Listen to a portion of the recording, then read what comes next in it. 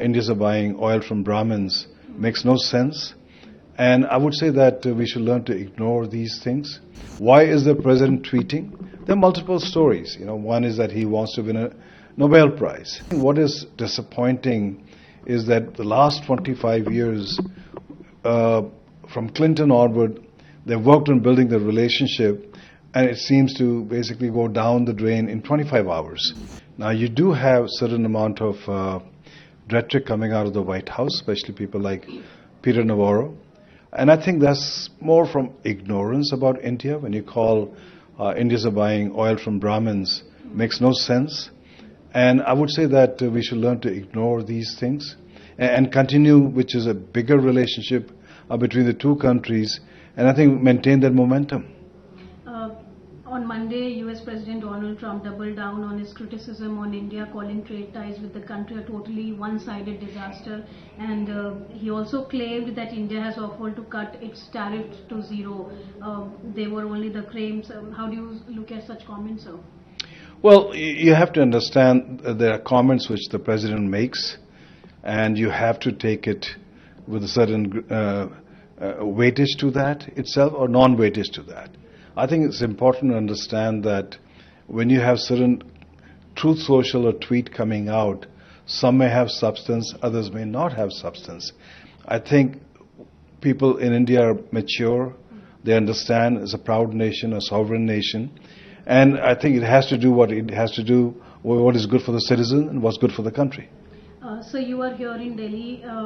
What have you heard, or what feedback have you heard from even in Washington D.C. from the CEOs that you meet when it comes to economic relationship between the two countries? Because the Indian exports are facing problems, and are the American exporters also facing the heat? No, obviously you have to understand that it's not just only Indian exports.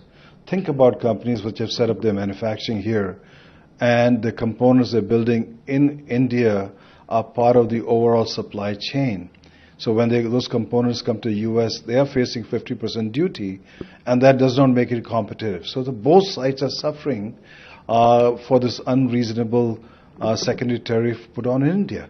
But overall, the sentiment in India, as in the U.S. among the CEOs, and I've talked to almost 60, 70 CEOs the last 3 weeks, is very positive. They are not slowing down their investment in India. They're not slowing down their process of building supply chain in India. So I think from that perspective, the confidence, the trust, and the faith in India continues among the U.S. CEOs. Right. So I want to know your view and understand the factors on why do you think Trump is damaging the relationship. It is because India is not budging to the tariffs or is he not getting a room for his claims on getting a ceasefire between India and Pakistan? What factors do you think is behind this? Well, you have to understand that number one is India has not reacted in any negative manner on some of the Truth Social tweets coming out of the president. I think India has maintained, including the Prime Minister, a sense of dignity, a sense of basically focus on what's good for India and not made any comments on the tweets itself. Why is the president tweeting? There are multiple stories. One is that he wants to win a Nobel Prize. The other is basically the advice he's getting is incorrect. But I think what is disappointing is that the last 25 years, from Clinton onward, they've worked on building the relationship, and it seems to basically go down the drain in 25 hours. And I think it is important that we stay committed, because U.S. needs India, India needs U.S. From that perspective, from a geopolitical perspective, economic perspective, we have 5.5 million Indian Americans in the U.S., so people-to-people perspective also. So I think the relationship is strong. It will continue. Yes, you have certain tweets coming which are damaging, and I think the secondary tariffs are uncalled for. I think we have to make every effort to see how we can take them out. Right. So Prime Minister Modi was in Tianjin yesterday. He met with President Xi. It was his first visit in 7 years. How do you see India-China relationship moving forward? Well, you have seen historically, China has bigger ambitions. Its ambitions are basically do not tie with India's ambition. So China will always treat India not as an equal partner. And you have to understand that India's exports to China are roughly $15 billion and it has a trade deficit of almost $100 billion with China. Whereas with the US market, India has basically a surplus with the US itself. The people-to-people relations, the value systems are same itself. So yes, there is an aberration relationship with US, but I don't see long-term relationship going to the same level with China as it is with the US. And what about India-Russia relationship? He also had a bilateral with Russian President Putin, and after that we have heard from Donald Trump and from Navarro saying India is getting in bed with the authoritarians like Russia and China. So how do you see India-Russia relationship moving forward? Well, India has to do what's good for India. India does not dictate the country is democratic or authoritarian. Russia historically has been a friend of India, and it has stood by India. And so if India has to meet with them, deal with them, partner with them, that's India's right. So I think other countries should not dictate India as to what it needs to be done. So from that perspective, I think Prime Minister meeting with Putin was the appropriate meeting from every aspect.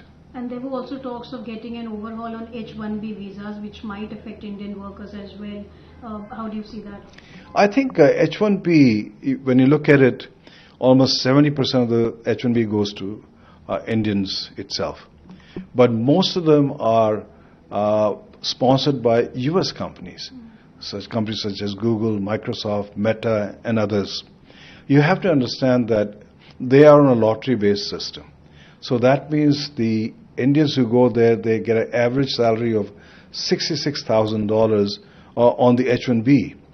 And when you look at from a broader perspective, the median income in the US is around $75,000. The reform is going to focus more on the capability, qualification, and the compensation. And between the two, you get point system, and then you qualify for H-1B. So I think it works in favor of Indians who are looking at leveraging H-1B, that they will get higher salaries and more qualified people will be able to get access rather than just waiting through the lottery system where qualified people will not be able to make it. So just last question. We have also heard some optimistic comments from Nikki Haley, John Bolton, and even Bessent, who have said that India and Washington DC can have a relationship that can be moving forward. How do you see these optimistic comments, especially when at a time the relationship is getting strained? Well, I would say that the relationship is not getting strained. When you look at people to people, look at the business community, you look at the legislative side, they're all very optimistic. Yes, you have people like Jake Sullivan, Nikki Haley, John Bolton talking, but when you go down, more and more people are talking as to why this relationship is going through this challenges on secondary tariff. I think it's important. I think for it to come back to track, the secondary tariff have to be taken out. So at least India and the US can work together, because this is impacting millions of workers here in India itself, and it's impacting businesses in the US. So it's more disruptive for both sides than being constructive for any side itself. So I think from that perspective, hopefully common sense will prevail and you'll see a better relationship moving forward.